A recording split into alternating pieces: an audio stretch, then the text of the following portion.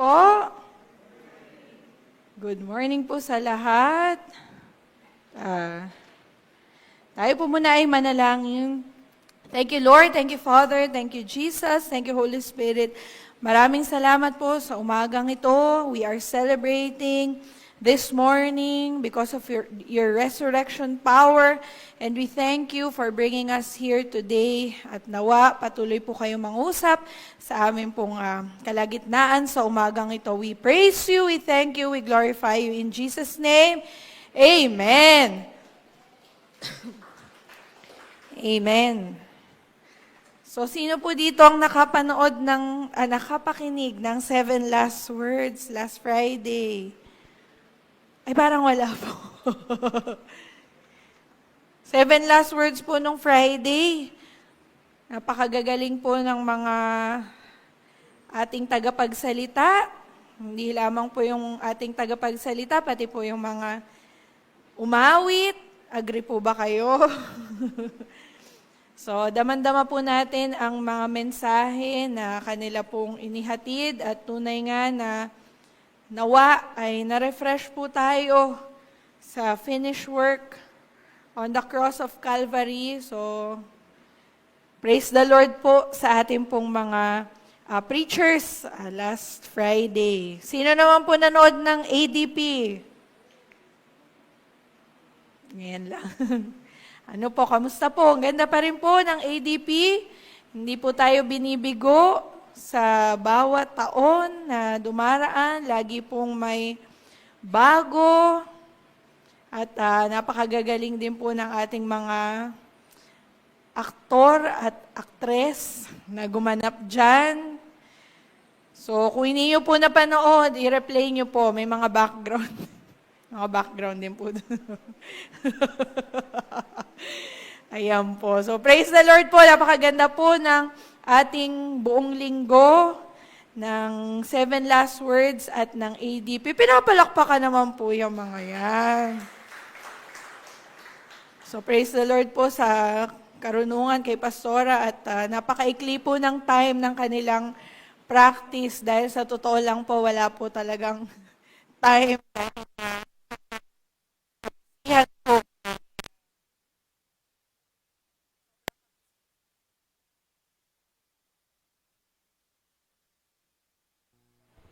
Hello, eto na lang po. Sa sobrang kabisihan po ng madaming tao ay hindi ko na po sasabihin kung ilang araw po sila nag-practice, pero kitang-kita po natin na ito po ay maganda. Ilang oras? Hindi narinig ko ilang oras. 8 hours.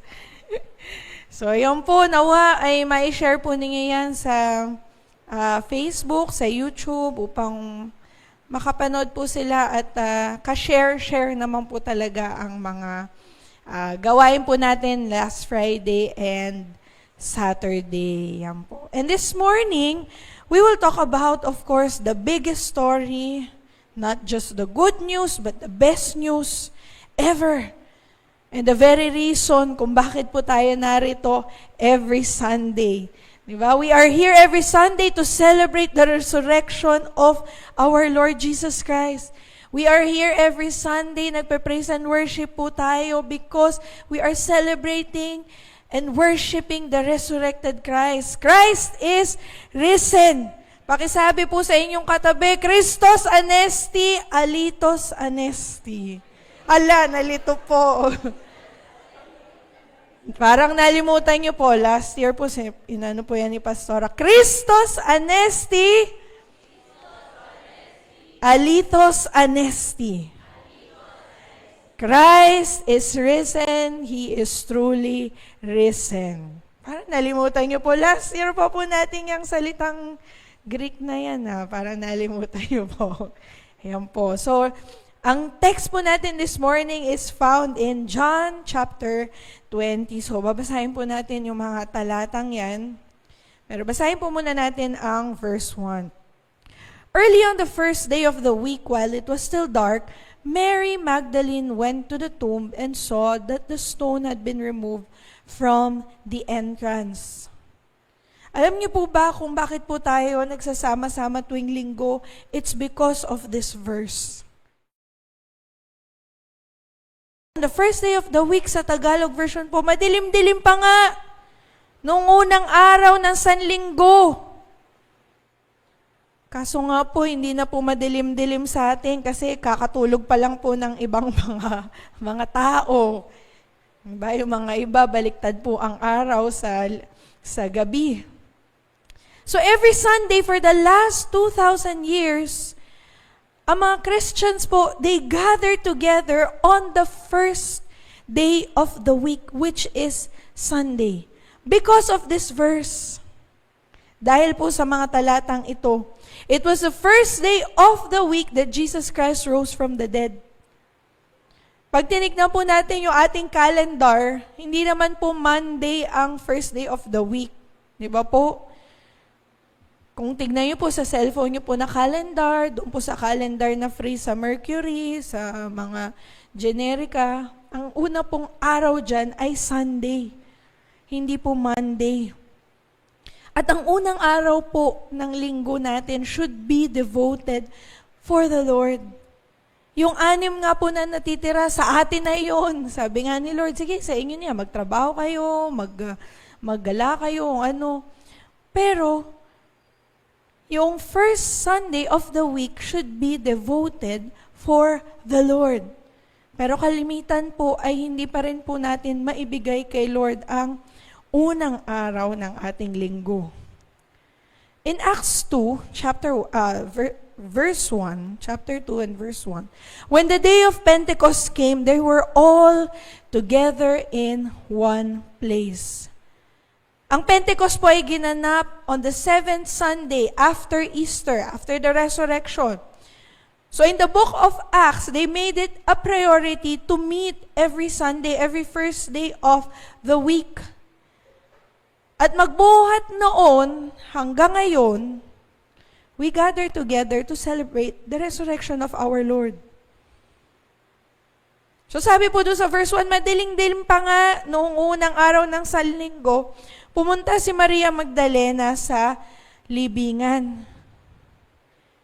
Naratnan niyang naalis na ang batong nakatakip sa libingan. So si Mary po, Sunday na madaling araw, may kasama pa po siyang iba, ay pumunta po siya doon sa libingan. Ganyan po kasi pag yung mga babae noon hanggang ngayon. Mga babae po, lagi pong nauna sa mga, nagigising nauna sa mga lalaki. Biro lang po, gender equality na po yata ngayon, bawal na pong So, maaga po ang mga babae at nagpunta po sila sa libingan. Pero nakita ni Mary, walang takip yung libingan, nakaroll yung stone. So siguro panic siya, hindi niya alam kung anong gagawin niya. Pero ang first thing na ginawa niya ay tumakbo siya papunta kay Simon Peter at sa alagad na mahal ni Jesus. At alam po natin na ito ay si John. At siya po ang sumulat nitong mga talatang ito. Nang marinig nila, so siguro pumunta si Mary, hoy! Nakabukas yung yung libingan ni Lord Jesus. So si Simon Peter at si John ay nag-Jericho run. Takbo sila. So kasunod si Mary, hindi po si Mary Jet. Parang di po nakapag-Jericho na si Ate Jet. Si Mary Magdalene lang. Parang yung mga ading ko po sa SAF, lagi po silang nag-uunahan sa pagtakbo. Hindi lang po sa pagtakbo, nag-uunahan po sila. Gusto nila sila maunang mag-preach. Gusto po nila lagi po silang naroon sa mga gawain. So nagmamadali po ang tatlo. Sa verse 5, yumuko ito at sumilip sa loob ng libingan. Pinutukoy nga ay si John. Ngunit hindi pumasok. Nakita niyang nakalagay doon ang mga telang lino. So, bagamat si John po yung nauna, hindi po siya pumasok. Ang pumasok po at sumilip ay si Pedro. Bagamat nauna po si John, si Peter po ang pumasok. So nakita po nila na nakaayos yung mga linen cloth na binalot kay Lord Jesus, pati yung panyo sa kanyang ulo. So sa verse 8, pumasok din ang alagad na naunang dumating at nakita niya ito at siya'y naniwala.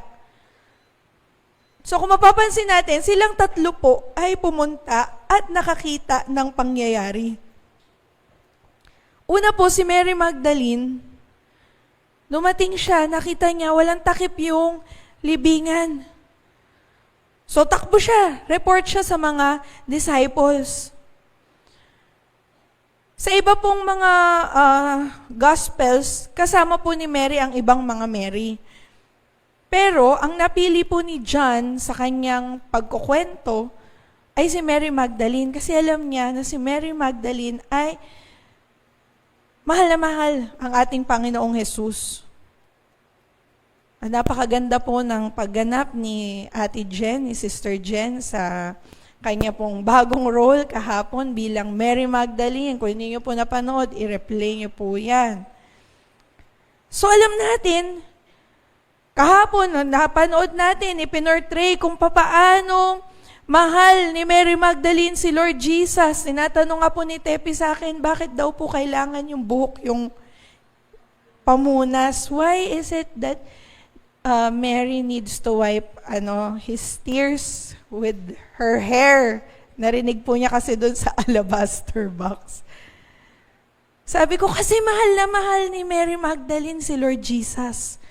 Sabi ko po sa kanya, sabi niya, why? Kasi pinatawad nga siya because her sins were forgiven. That's why we love Jesus. So gano'n na lamang po ang pagmamahal ni Mary Magdalene kay Lord Jesus.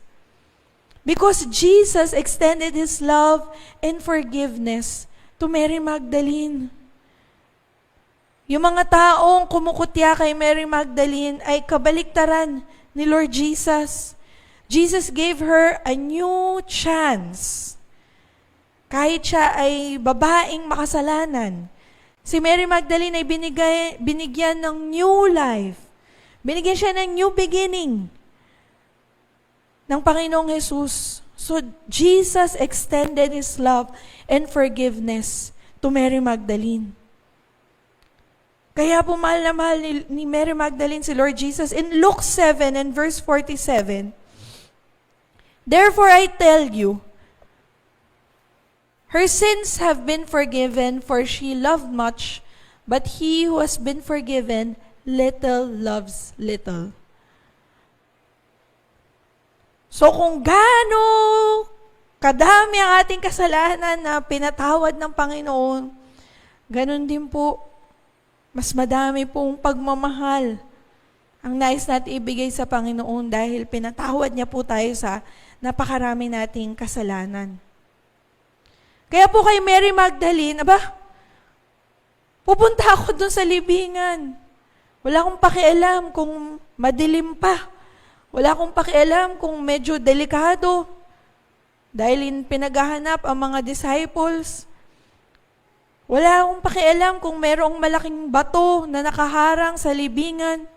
Lord, darating ako dyan. Sa atin, sabihin natin, Lord, darating ako dyan sa church. Pero hintayin mo lang ako. Meron lang akong schedule this week. Siguro next week.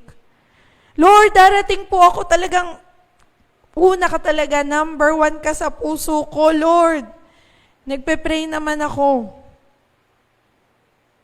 Pero siguro mga next week, Lord, kasi alam mo naman, Lord, alam mo naman na yung mga schedule ko. Balikan po natin yung verse.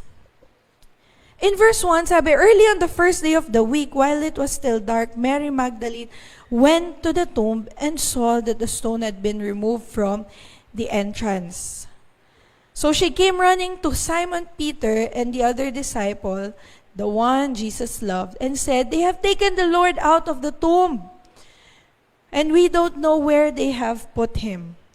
So Peter and the other disciple started for the tomb. Both were running, but the other disciple outran Peter and reached the tomb first. So balikan po natin tong verse na ito. Sabi po ng mga scholar, si Peter daw po ang pinakamatanda sa mga disciples. At ang pinakabata naman po ay si John. So kung sa takbuhan po, syempre po ang mananalo ay si John. Dahil kung siya po ay mas malakas, mas masigla pa kay Peter, ay syempre po, mas physically fit po siya. Pero, na-imagine ko lang po, kayo po, ma-imagine nyo. Siguro yun ang pinakamabilis na takbo nila sa buhay nila dahil nakarinig sila ng life-changing news. Wala si Lord Jesus dun sa tomb. Sabi ni Mary Magdalene. Sabi doon sa verse 6, Then Simon Peter came along behind him and went straight into the tomb. He saw the strips of linen lying there, as well as the cloth that had been wrapped around Jesus' head. The cloth was still lying in its place, separate from the linen. So kung mapapansin po natin, napaka-organize po ni Lord dahil inayos pa po niya, tiniklo pa po niya ang mga telang lino. At hiniwalay pa po niya yung nakabalot sa ulo at yung nakapalupot sa katawan. Pero alam natin that everything that God does is very organized. At alam po natin na lahat ng ginagawa ng Panginoong Hesus ay mayroong significance. Para po iparating niya sa mga disciples na hindi ninakaw ang kanyang katawan. Inayos niya ito eh. Kasi kung ninakaw ito, di dapat sira-sira o may naiwan lang. Pero, sinadya niya itong iwan ng maayos. And ayon po sa mga Jewish tradition, ang folded napkin signifies that someone was finished with something and would be returning. So, pag finold daw po ang napkin in Jewish tradition, merong natapos, pero ito ay babalikan. So, it may indicate nais iparating ng Panginoon ang kanyang second coming. Siya ay nagtagumpay na on the cross of Calvary, but He will return. Basahin po natin yung verse 4 and 5 sa King James Version. So they ran both together, and the other disciples did outrun Peter and came first to the sepulchre. And he, stooping down and looking in, saw the linen clothes lying, yet went he not in. Sa verse 8 po, finally, the other disciples who had reached the tomb first also went inside, he saw and believed. So, ang sinasabi po dito, tumakbo, nauna si Peter pumasok doon. Pero wala siyang sinabi, nakita lang niya. Ngayon, si John, nung pumasok, sabi that he saw and believed. So, ibig sabihin po ba, possible na hindi agad naniwala si Peter nung siya ay pumasok doon sa tomb? Kasi kailangan sabihin ni John na nung siya ay pumasok, he saw and believed. Sabi po doon sa translation ng King Version, John stooping down and looking in. Arriving, so si John po, nauna po siya doon sa tomb. So John was looking in.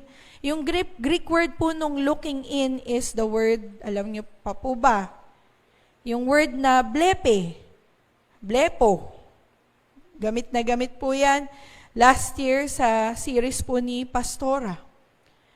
Blepo is to clearly see a material object.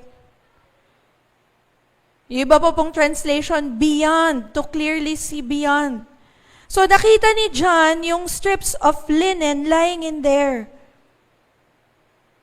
Malinaw na nakita ito ni John at hindi siya magkakamali na ito ang mga damit ni Jesus. Pero hindi siya pumasok. Bakit po kaya? Marahil naisip niya, baka kasi nandun pa yung katawan. Kaya out of respect for the dead, ay hindi, teka, sandali lang. Or baka natatakot din po siya regarding ceremonial defilement na mahawakan ng isang patay. Pero po during that time, yung mga pangmayayaman po na tomb, dahil ito po yung tomb na ibinigay ni Joseph of Arimathea, maaari ka pumasok doon sa loob para magkaroon, para ganapin ang seremonyas, maaaring pumasok yung mga mourners doon sa loob ng tomb. Ganon siya kalaki. Parang sa Everest naman po, di ba, meron pong mga tomb sa Everest na may aircon pa nga po, pwede pong pumasok ang mga bumibisita, yung mga tinatawag nating mausoleo. Bagamat syempre, hindi naman po ganun yung modern, yung dating itsura ng tomb, pero parang ganun po na maaari pong pumasok ang tao. So marahil para po kay John, hindi masyadong appropriate to go inside. Then Simon Peter came, following him, and went into the tomb. So kung ano man po yung nakapagpigil kay John para pumasok, did not stop Peter from going in. Alam natin na si Peter is very impulsive. At siya ay physical talaga siyang gumalaw na hindi na niya masyadong naiisip yung kanyang actions na ginanapan naman po ni Peter kagabi. Ang kanyang action scene sa guard. So si Peter, takbo siya doon, pasok agad. He went into the tomb. He saw the linen cloths lying in there. Doon naman po, yung saw is the Greek word theore, meaning to contemplate, to observe, to scrutinize. So nakita po ni Peter naman na ito ay, maayos. Ano kayo nangyari? Na-evaporate yung katawan. Hindi nagalaw, maayos yung mga tela. Yung linen cloths po, yung strips of linen cloths, nilalagyan po yan ng mga ointment, ng aloe, ng spices. At yung linen cloths po ay, it is applied in several layers. Kasi po yung patay during that time ay nilalagyan po ng spices, katulad po nung ginawa ni Mary Magdalene. And yung paglibing po kay Lord Jesus during this time ay madalian, kaya yung mga kababaihan, they decided to go there on a Sunday morning, siguro para mag-apply pa ng mga another layer at lagyan pa ng spices ang katawan ni Lord Jesus. So verse 8, finally, the other disciple who had reached the tomb first also went inside. He saw and believed. So again, si John po, naniwala that Jesus is risen. Although in verse 9, sabi, they still did not understand from Scripture that Jesus had to rise from the dead. So naniwala si John at sila ay umuwi muna. Siguro nagko-contemplate sila ay nag-usap-usap, ano ay nangyari? So si John naniwala, nabuhay si Lord. Now, verse 11, now Mary stood outside the tomb crying. As she wept, she bent over to look into the tomb. Verse 12,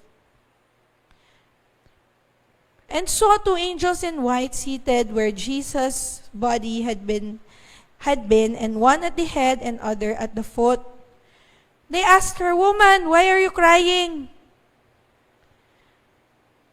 Verse 14, they have taken my Lord away, she said, and I don't know where they have put him. At this, she turned around and saw Jesus standing there, but she did not realize that it was Jesus. So verse 15, he asked her, "Woman," he said, "why are you crying? Who is it you are looking for?" Hey, so hanggang nun lang po muna. So dito, si Mary nandun pa rin, siguro umuwi na po yung dalawang disciples, si Mary nandun pa rin.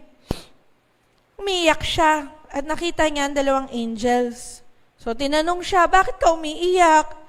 Kasi kinuha nila si Lord, hindi ko alam kung saan. Pero hahanapin ko yun. At this, nandun na pala si Jesus. Pero hindi niya na-realize, sabi, "Bakit ka umiiyak?" Kasi si Lord, kinuha nila, hindi namin alam kung saan hahanapin. So, napagkamalan ni Mary na gardener yung si Jesus. Marahil po, kaya po siya napagkamalan. Siguro po, dahil meron nga po talagang mga gardener doon, and si Joseph, may gardener po siguro siya doon. It is springtime. Pag springtime, madami pong nagbo-bloom na mga bulaklak na lalaglag, ang mga leaves. So, madumi. So, kailangan merong naglilinis from time to time. Magtitrim, mag-aayos para matanggal ang mga nahulog, nagsihulog na mga bulaklak at mga dahon. Ba't po kaya napagkamalan ni Mary si Jesus na gardener? Kasama po niya yan halos everyday, kasama siya ng mga disciple. Bakit po kaya hindi niya nakilala agad? Because she was not expecting to meet Jesus. Bagamat sinabi ni Lord Jesus, gigibain ng templo, pero ito ay bubuhin ko pagkalipas ng 3 araw. Hindi naman nila naiintindihan lahat nung sinabi ni Lord Jesus. Dahil hindi nila ma-comprehend that He will be raised from the dead after 3 days. Ang unang naniwala po dito ay si John. Si John po, umasok, he believed. Kung natanungin natin, nasan din si Mary, the mother of Jesus? Wala din siya doon. Marahil hindi din siya pumunta because she was not expecting to meet Jesus during that time. Dahil wala po sa isip nila na mabubuhay si Lord after 3 days. Lahat malungkot, nagluluksa, including Mary Magdalene. Sobrang lungkot niya, sobrang nagluluksa siya. Ngayon sa atin po, ilang pong beses dumaan sa atin ang Panginoong Hesus at napagkamalan po natin siyang gardener. Marami pong tao alam na may Diyos. Pero kilala nga ba natin ang tunay na Diyos? To know Him and not just believe in Him. Because even the devil believes na mayroong Diyos. Even the devil knows Jesus. Ilang beses po na ang Spirit of God in the form of Christ has walked by people. Pero ang nakikita po natin ay gardener instead of the Son of the living God. God is present and He is calling your name. Now, do we recognize the voice of Jesus? Kung kayo po ba si Mary, si John at si Peter, would you have expected to meet Jesus at the tomb?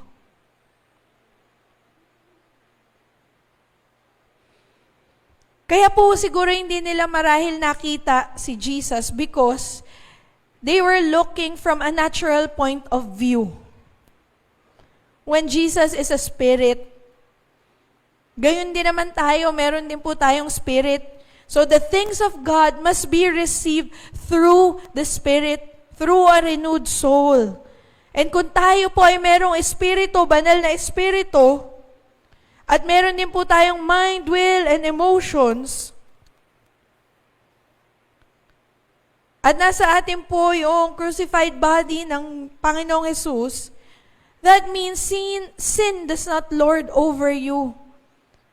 At dapat nakikita na po natin ang mga bagay-bagay in the Spirit. Condemnation does not lord over you, but conviction makes you see the truth.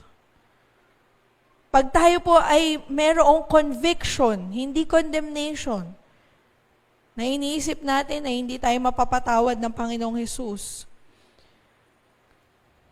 Conviction ang meron sa atin, we will see the truth. And pag nakita po natin ang katotohanan,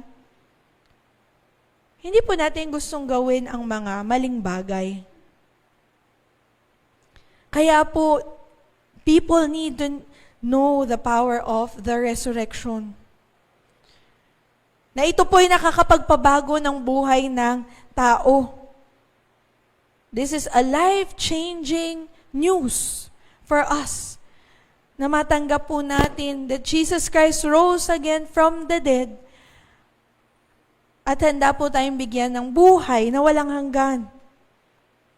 And when we start walking in the Spirit, doon po nangingibabaw na yung kapangyarihan ng Panginoon sa ating buhay that we may walk righteously at gawin po yung mga nais ng Panginoon para sa ating mga buhay.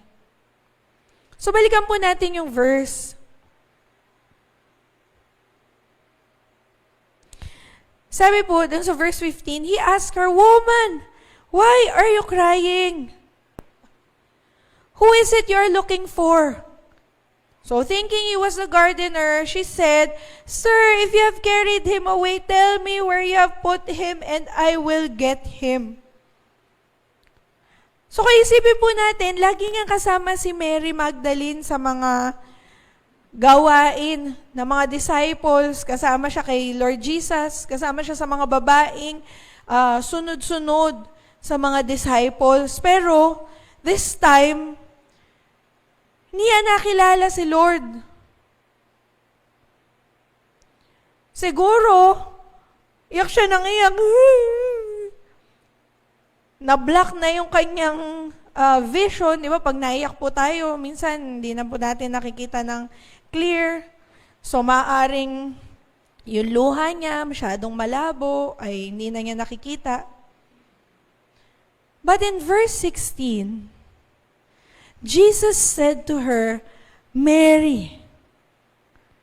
She turned toward him and cried out in Aramaic, "Rabboni," which means teacher. So, na-realize ni Mary na si Jesus ang kumakausap sa kanya nung nagsalita na si Lord at tinawag ang kanyang pangalan. Her eyes may failed her, but her ears could not make that mistake na ang taong tumawag sa kanya ay ang kanyang tagapagligtas na si Jesus. Bakit po? Because in John 10:27, sabi po, "My sheep hear my voice, and I know them, and they follow me." Dito po sa version, "My sheep listen to my voice, I know them, and they follow me." So, yung mga taong sumusunod kay Lord, yung mga sheep ni Lord, they know God's voice. They know Jesus' voice pag tinawag sila. And si Mary, yung boses ni Lord Jesus na tumawag sa kanya because he knows the voice of his Savior. Agad-agad nakilala niya ito. Siguro hindi pa nga siya nakatingin. Pero nung narinig niya ang kanyang pangalan, agad-agad siyang nag-respond. Ganun din po sa atin, the Lord is calling your name every time na pumupunta tayo sa church. Jesus is calling your name. Pag tayo nagbabasa ng Bible, Jesus is calling your name. Pag tayo sumasamba sa ating Diyos, Jesus is calling your name. Pag tayo ay nananalangin, tinatawag ng Panginoong Hesus ang iyong pangalan personally. But the question is, do we recognize the shepherd's voice pag tinatawag tayo ng Panginoon? Remember, you can't get a revelation of God until life speaks. Till your name is called. Kaya this time, life spoke kay Mary because Jesus is life.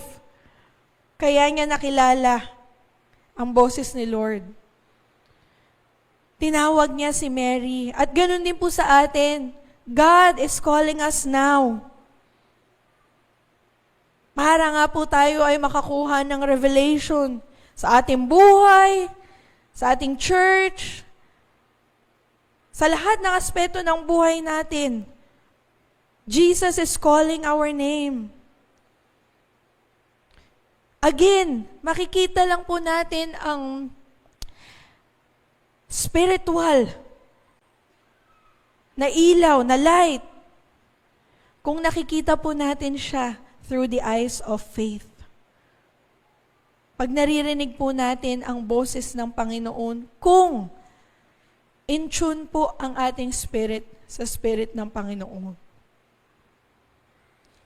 Pero, maraming beses nga po tayong tinatawag ni Lord. Baka nga sa isang araw, napakaraming beses na tinatawag tayo ng Panginoon. Kaso mo nga lang, sometimes we are so distracted by the happenings of this world, the happenings around us, that we don't stop and listen to the voice of God.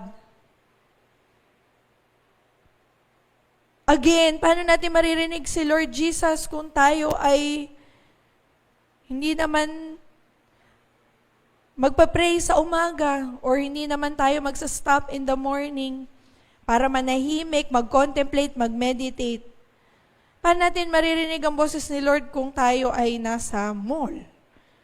Bagamat si Lord naman ay laging nangungusap sa iba't ibang paraan, pero we don't usually hear God's voice pag tayo ay distracted sa mall. Paano mo maririnig ang boses ni Lord kung mas malakas ang games na naririnig mo sa Bluetooth earphones mo? Paano mo maririnig ang boses ni Lord if you are so distracted by all the things that is happening in this world? So maririnig po natin ang Panginoong Hesus kung tayo po ay in tune o tayo po ay nananahimik. Di ba po pagka tayo ay nasa maraming tao at may tumatawag ng pangalan natin, di pa natin sure minsan. Pero kung kayo lang dalawa ang nasa isang lugar at tinawag ang pangalan mo, ay malinaw na malinaw mo itong maririnig. And sa case ni Mary, nagsalita si Jesus, nagsalita ang life itself, nabuksan po ang buong spiritual eyes ni Mary. So, ganun din po, pag tinawag tayo ng Panginoon and we respond, He speaks to us. Doon po tayo nagkakaroon ng revelation. Kaya nawa, pag tumawag po ang Panginoon sa atin, tayo ay nasa tamang lugar. Tayo ay nakafocus. Katulad po ni Mary, Magdalene, ni Peter, ni John, we can also experience the power of the resurrection. Kung ating lamang pong hahanapin si Lord, hindi po sa libingan, but as a resurrected Christ, seated at the right hand of the Father. Kung tayo lamang po ay magre-respondo sa tawag ng Panginoon, He is calling your name personally. Your ears and eyes will be open to the many, many, many revelations and promises na nais ibigay sa atin ng Panginoon. Lalo na po kung ang hinahanap pa po natin, Lord, parang hindi pa po ako nakapag-start ng perfect beginning. Paano nga tayo makapag-start ng perfect beginning if we don't listen to the voice of God calling your name? Ito na, sasabihin ko na ang specific instructions. Ito na, i-reveal ko na sa iyo ang iyong perfect beginning. But sometimes, ito nga po, we are so distracted by all the things that is happening around us. So katulad po ni Peter, John, and Mary Magdalene, nakaranas po sila ng forgiveness, ng new life, ng new beginning, katulad po ni Mary. And today, we celebrate the risen Christ and the power of His resurrection. Nawa po, maranasan po natin ang pagtawag ng Panginoon sa atin. Nawa po, maranasan po natin that the Lord is calling your name and He is ready to pour out all the promises na nais po niyang ibigay sa atin. Nais po ng Panginoon na ma-experience po natin yung kapangyarihan na siya ay nabuhay na magmuli from the cross of Calvary para po ma-experience natin ang buhay na panibagong pag-asa at panibagong hope. Kaya nawa, pag tinawag po tayo ng Panginoon, we respond like Mary because we know His voice, because we are His sheep, and He is our shepherd. Tayo po ay manalangin. Thank you, Lord. Thank you, Father. Thank you, Jesus. Thank you, Holy Spirit. Maraming salamat po, God. Because you resurrected from the dead, and we have this resurrection power na maaari po naming panghawakan this morning. Maraming salamat po because you know us by name. Kilala mo po kami, Panginoon, from the inside out. Kilala mo po ang aming pagkatao. And Lord, as you call our name, may we continue to respond and answer your call upang kami po ay makaranas din po ng resurrection power at magkaroon din po ng forgiveness, ng new life, and new beginning katulad po ni Mary. We thank you, we praise you, we glorify you. Hallelujah, we worship you. And dahil po yaman din lamang po that this is a Resurrection Sunday. The Lord is calling your name. And I invite you to worship. Tulad po ng pagtawag ng Panginoon, nawa po, marinig po natin ang boses ng Panginoon. Tayong lahat po ay tumayo.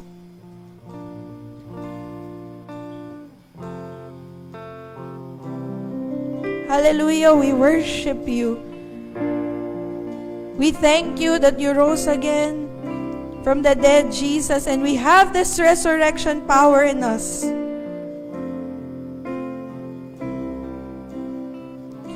How great the chasm that lay between us, how high the mountain I could not climb.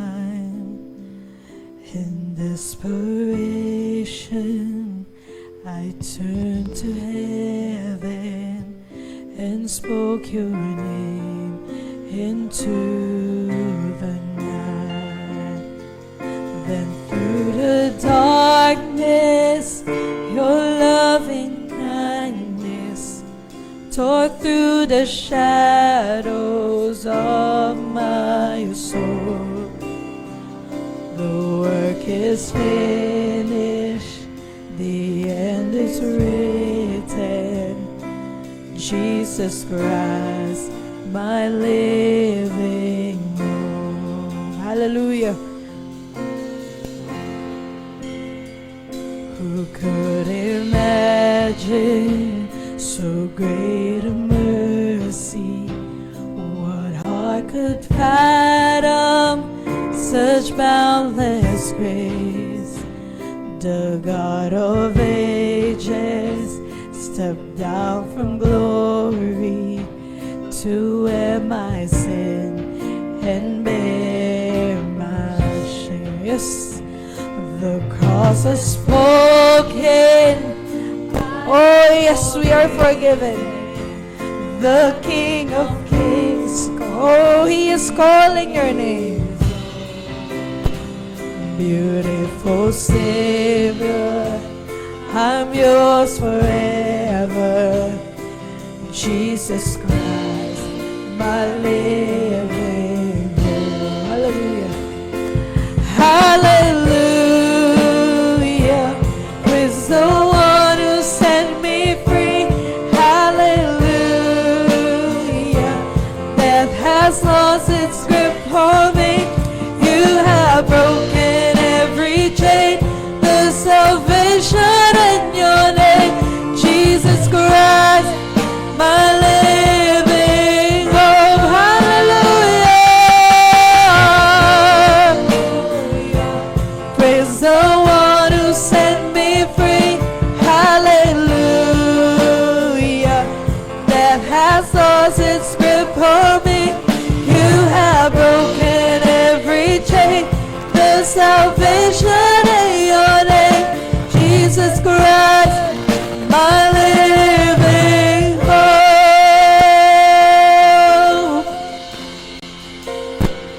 Then came the morning that sealed the promise.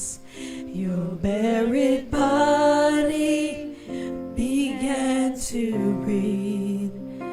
Out of the silence, the roaring lion declared the grave has no claim on me. Yes. Then came the morning that sealed the promise. Your buried body began to breathe.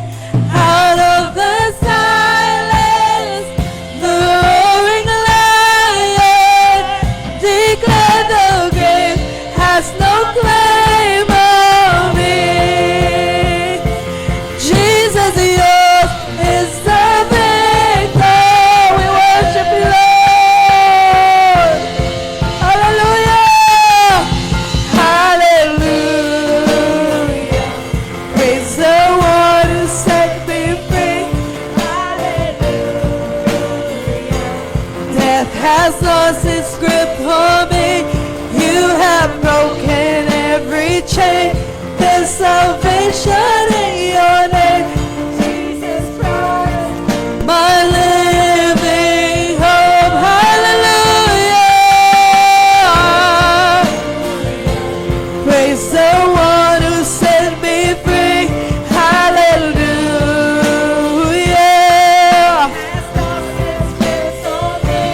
You have broken every chain.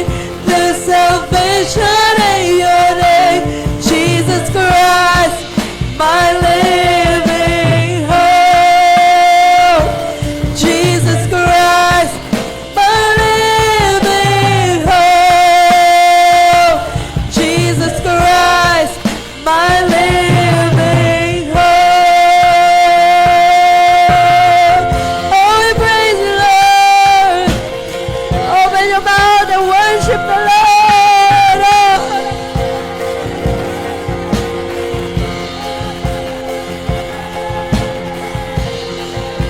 The Lord is calling your name. Respond to the Lord's call. Oh, hallelujah. Oh, King of Kings. Oh,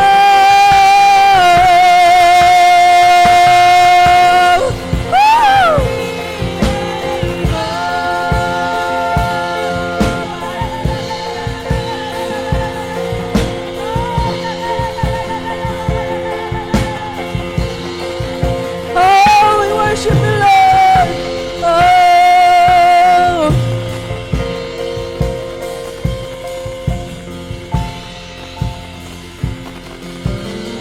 worship the Lord.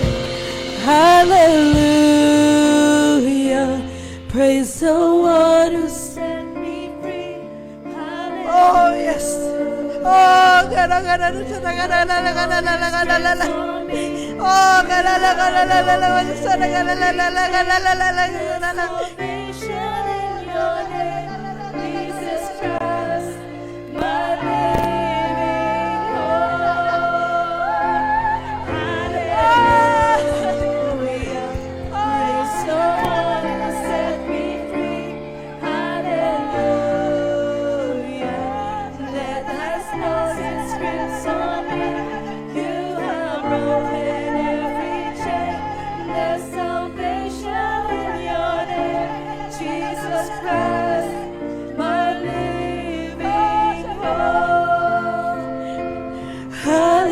Hallelujah. Praise the one who set me free. Hallelujah. That has lost its grip. You have broken every chain. There's salvation in your name. Jesus Christ,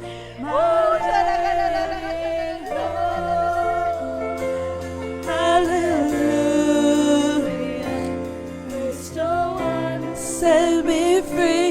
Hallelujah. That has lost its grip on me. You have broken every chain.